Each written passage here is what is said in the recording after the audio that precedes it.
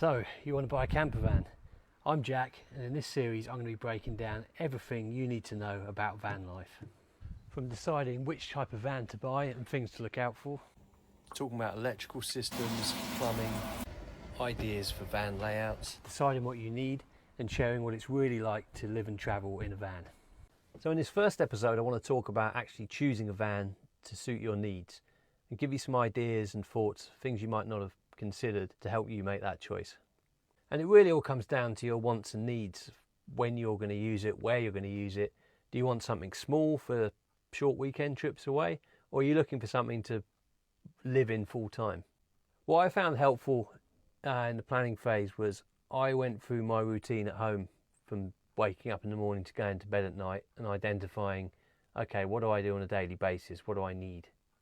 If I am just away for a couple of days, am I happy just making a simple meal on a gas stove, or do I want to be able to cook like I would at home? If I'm staying at a campsite, I know they've got washing up facilities, I could just go and wash my stuff up there, or do I need a sink? Are you planning on just staying at campsites to have electrical hookup, or do you need something that's completely off grid? Do I want space for a big fixed comfortable bed, or do I want something I have to pull out and make every night, which saves space? So pros and cons, big versus small vans. Big vans, obviously you can fit much more stuff in, you can stand up comfortably, but you've got to bear in mind the weight limit. Depending on when you passed your driving test, certainly in the UK, you're limited normally up to 3.5 tons what you can drive.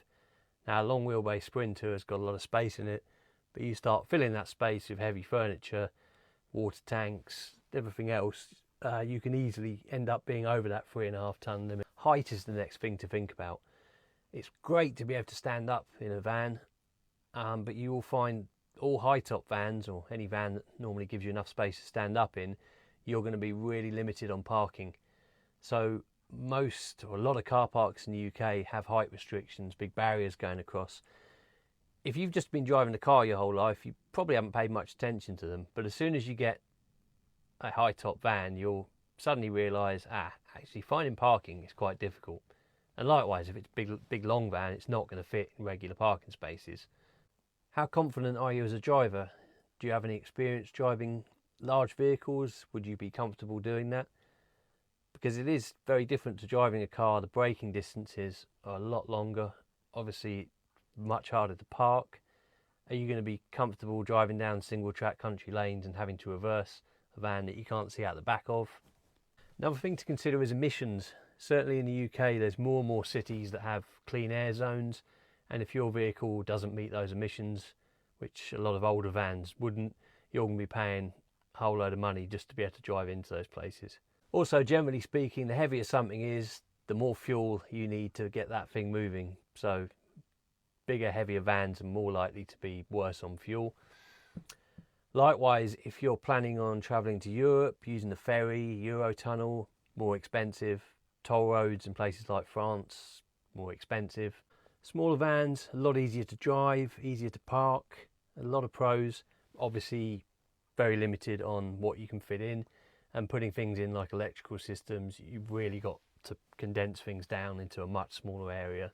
And the first question you really need to ask yourself is, do you want to buy something that's already built, or do you want to build it yourself? Buying a van someone has already built, brilliant. You know, you can get straight in it and use it. Downsides are the sort of changing layouts and things inside if it's not laid out exactly how you want it. Yeah, you can do that, but it is always a lot more difficult to, or can be a lot more difficult to go back and change layouts and systems after they've been built. And if you're going to build the van yourself, where are you going to build it?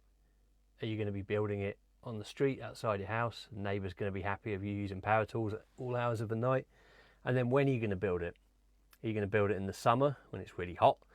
Or are you going to build it in the winter when it's chucking down with rain? If you are going to build it yourself, be realistic about your skill set. You know, you're essentially building a house from scratch on wheels.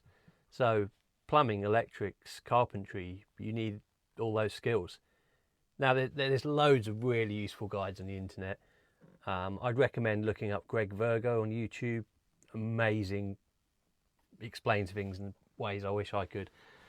But yeah, you are going to have to learn all those skills, and you'll make mistakes, and mistakes can be very expensive. You know, you cut things the wrong size, you've got to go and buy them all over again. Again, pros and cons to both.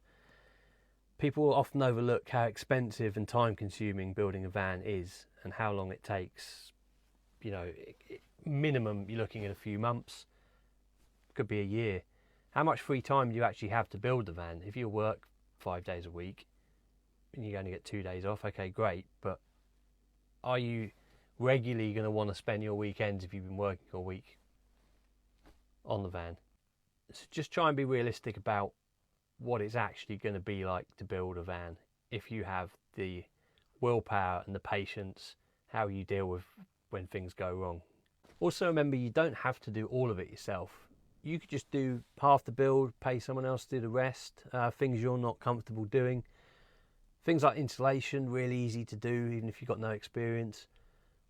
I paid someone to do quite a lot of the work in this van. Things like carpentry, yeah, I could have learnt it. I didn't have the time, and I knew that the chances of me nailing it first time versus a professional that does it all their life, for me it's worth paying the extra. And don't forget, when you're watching guides and videos on YouTube, watching van builds condensed down to 20 minutes to an hour, it takes months. You know, there's no quick way around it. Most importantly, your financial situation. I am going to do a separate video on costs, how to build a van. I know a lot of people want to hear about it. Can you afford to build a van? Because whatever you budget, it's always going to be over. And okay, yeah, do you have regular expendable income coming in to build a van? Is that likely to change? Because there'd be nothing more heartbreaking than buying a van, spending thousands of pounds on materials, and then having to give up halfway, because you'd end up not only wasting so much time, you're probably going to lose a lot of money, because no one really wants to buy a half-finished van at what it's cost you to build it. Another thing to consider is if you are planning on doing this to make social media, like myself, you're going to double the time it takes to build something, because filming and editing takes hours and hours and hours, so you really are going to double the time it takes. I'm very new to social media, as you can probably tell. It was never my intention when I bought this to do anything, but a lot of people told me I should, so here we are. And if that's your goal, brilliant, but be realistic about that as well. If you think I'm instantly going to be mega famous and get paid to build a van, I'd say the percentage of people that actually get paid anything for making videos, I would imagine, is very small versus those that don't, which is fine, but be realistic if that's your goal about the chances of that actually happening. Do it for fun, do it because you want to do it. I don't expect to necessarily get anywhere with this, but I've got time, I'm not reliant on it, I have a job, so if anything comes of it, brilliant. So hopefully that hasn't put you off. Buying a van was one of the best things I ever did. The only regret I have is I didn't do it sooner. Next video, I'm going to be talking in much more detail about the process of actually going to view and buy a vehicle, things to look out for, red flags, and just general advice. Please be sure to like and follow me so I can continue making more van content, and I will see you next time. Goodbye.